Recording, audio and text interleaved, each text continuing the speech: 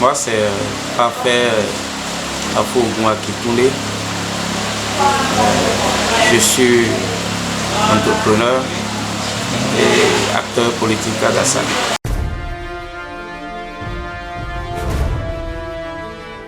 Aujourd'hui, je suis heureux qu'il y ait séparation du pouvoir, même si les gens pensent qu'en amont, il y a toujours quelque chose qui se passe. C'est vrai. Si même en amont, quelque chose se passe, ça se passe dans tous les pays. Même les États-Unis qui sont les premiers ou des exemples de démocratie, ça se passe. Personne ne peut nous dire le contraire.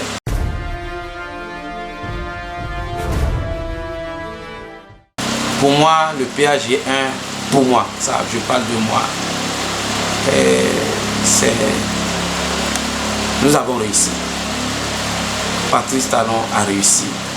D'abord, je vais vous dire que c'est la première fois pour moi de voir un président arriver au pouvoir au Bénin et de vouloir exécuter un plan, un programme d'activité écrit. C'est la toute première fois que je le vois. Même si ça se fait, on n'a jamais vu. Donc, quelqu'un qui a déjà écrit son programme, qui a dit je vais faire ci, je vais faire ça. Le reste, c'est le bon Dieu qui l'accompagne. Je crois que même si tout n'est pas fait, l'essentiel est fait dans ce PAG. L'essentiel est fait en ce sens-là que quand vous regardez tout le pays aujourd'hui, sur différents plans au secteur, vous devez comprendre que les choses vont au mieux. Et les choses se font avec intelligence et tactique. Puisque, je vais donner quelques exemples seulement. Regardez au niveau de l'agriculture. Le ministère de l'Agriculture, c'est une révolution ce qui se passe. Ce qui se passe aujourd'hui ne s'est jamais passé. Cette année, par exemple, vous voyez comment les paysans se sont réjouis, même si les gens disent qu'en coton, les paysans ne gagnent rien, mais je crois que c'est faux. Parce que j'ai rencontré beaucoup de paysans qui félicitent le président Patrice Talon au niveau du coton. Et vous voyez, il y a d'autres spéculations qui ont marché. Le soja cette année, les paysans, ça a réussi, ça a donné et le prix a été abordable. Ce qui a fait que beaucoup de paysans ont acheté des motos, même des véhicules. J'en ai trouvé qui ont acheté des véhicules de haute gamme avec l'argent du soja. Ça me dit que beaucoup de choses changent. Et je voudrais aussi parler sur le plan infrastructurel. Vous voyez tout, c'est une révolution au Bénin. Vous allez à Cotonou, pour la plupart de ceux qui ont été à Cotonou il y a longtemps, faites-y encore un tour, vous allez voir ce qui se passe. Et un peu partout dans le Bénin, il y a des chantiers, il y a des choses qui se programment et qui se font. Et j'ai aimé la manière dont ce PAG s'exécute. Parce que ça ne se fait pas dans la précipitation. Ça se fait vraiment avec de la méthode. Et cette méthode me plaît beaucoup. Je voudrais même même après le président Patrice Talon, que ceux qui vont venir et ceux qui seront là fassent aussi autant, fassent comme lui et le Bénin avancera. Chacun a sa manière de faire le social. Les gens pensent que pour faire du social, il faut partager de l'argent, il faut organiser des matchs de soutien tous les samedis par exemple et autres pour partager de l'argent à la population et que ça c'est du social. Je ne le crois pas. Patrice Talon est social et il a sa méthode pour le faire. Il est en train de faire d'une autre manière. Parce que quand nous n'avons pas de l'électricité chez nous, quand nous n'avions pas de l'électricité chez nous, et quelqu'un se bat pour vous donner de l'électricité, c'est du social. Quand on se bat pour vous donner de l'eau, je donne le cas de chez nous. Nous avons tant souffert pour trouver de l'eau à Dassa dans les années passées. Aujourd'hui, tout au moins, nous avons de l'eau au robinet. Même si ce n'est pas encore tous les jours, nous avons au moins tous les 2 jours, ou parfois même tous les jours, de l'eau au robinet. C'est du social. Il y a des enquêtes que les jeunes gens sont en train de faire tout le temps dans différents secteurs, au niveau du ministère de l'Agriculture et autres, au niveau du ministère de l'Intérieur, au niveau d'autres ministères. Les gens sont en train de faire les enquêtes et les jeunes gagnent.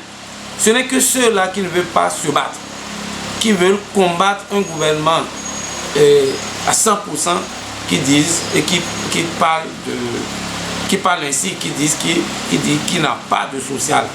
Les autres ne parlent pas comme ça. J'ai rencontré des jeunes gens, des jeunes opposants qui aujourd'hui ont changé parce qu'ils se sont dit qu'ils ne croyaient pas et qu'aujourd'hui ils ont cru. Quelque chose va se passer dans ce Bénin. Il y a une révolution et je crois que dans quelques années, ceux-là qui n'avaient pas applaudi Patrick Talon vont l'applaudir.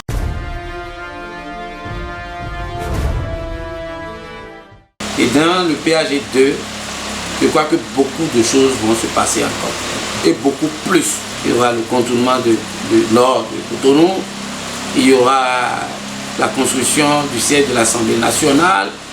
Il y aura les cités administratives. Il y a beaucoup de choses sur le plan infrastructurel pour le Bénin.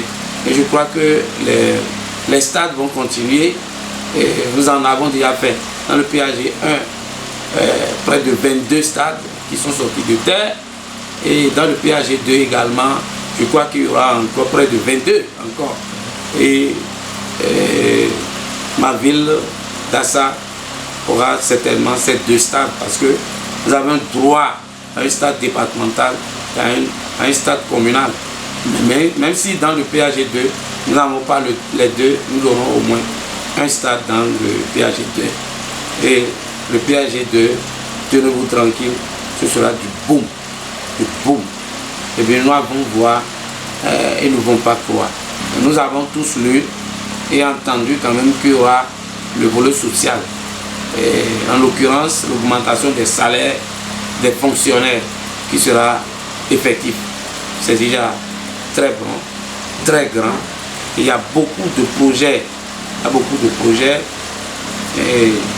qui vont commencer et ce sera, comme je l'ai dit, une révolution dans le PAG2.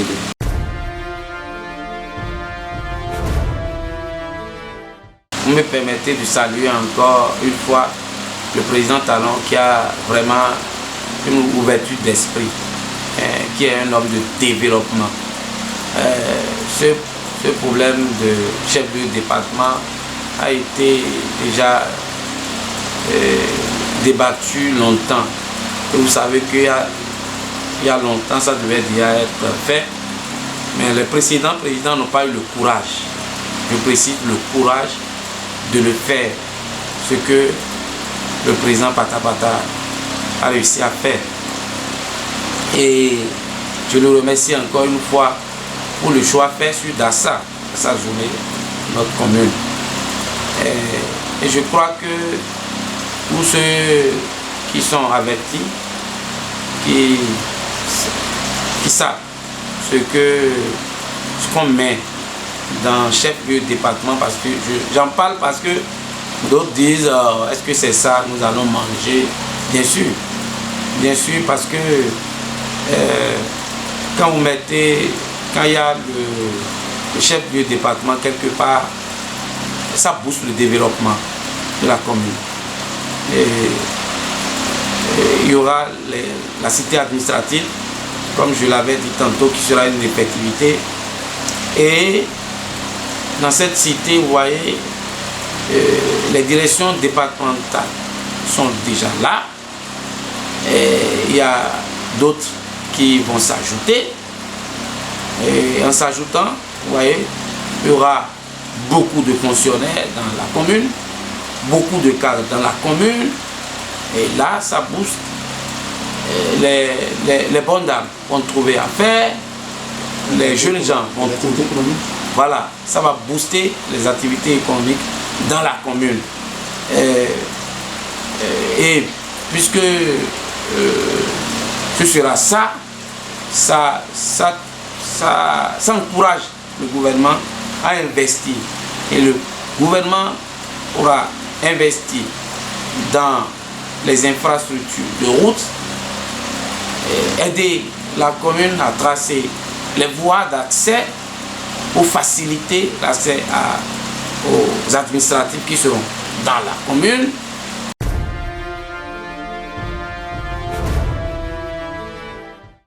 Le chef de l'État aime la jeunesse.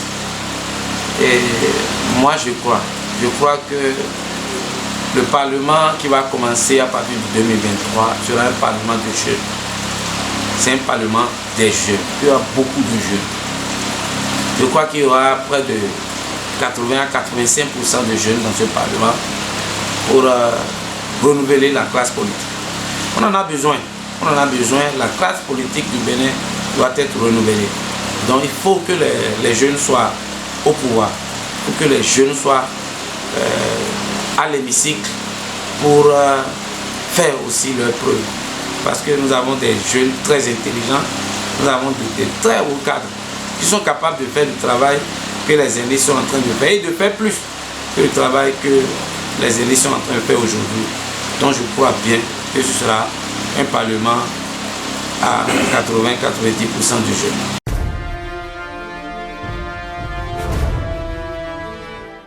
Bruno Amoussou, président de l'Union progressiste, je voudrais lui souhaiter une robuste santé, une santé de fer inoxydable comme on le dit, et que l'Éternel lui donne la force nécessaire pour conduire le bateau. Et ce bateau qu'il est en train de conduire d'ailleurs avec beaucoup d'humilité, beaucoup d'intelligence, avec des hommes prêts derrière lui. Je voudrais que l'Éternel donne cette force de bien conduire ce bateau à bon port.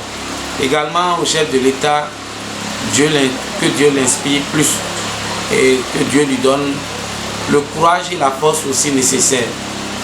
Parce que ce n'est pas facile ce qu'il est en train de faire. Que Dieu le protège toute sa famille, protège ses allées et de retour, pour que tout ce qu'il pense de très très bon pour le Bénin soit effectif et qu'il soit comme lui-même l'a souhaité, pris en triomphe à la fin de son mandat. Souhaiter bonne et heureuse année à eux tous et que l'Éternel soit avec eux.